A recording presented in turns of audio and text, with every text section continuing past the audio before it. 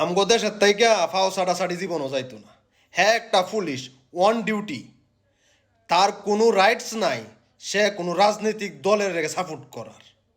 BNP প্রার্থীর মনোনয়নপত্র বৈধ ঘোষণা করছে, এতে আমাদের সমস্যা না।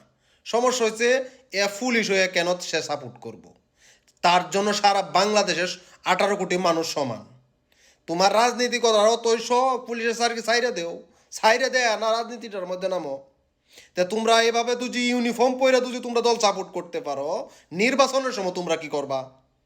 নির্বাচনের সময় তো তোমরা চোখের সামনে দিয়ে ব্যালট বাক্স লয়ে যাইব গা, তখন তো তোমরা এইভাবেই কানের মধ্যে চোখের মধ্যে হাত দিয়ে বইয়ে থাকবা যে লয়ে যা, কারণ আমরা তো আগে থেকে সাপোর্ট দিয়ে আইছি।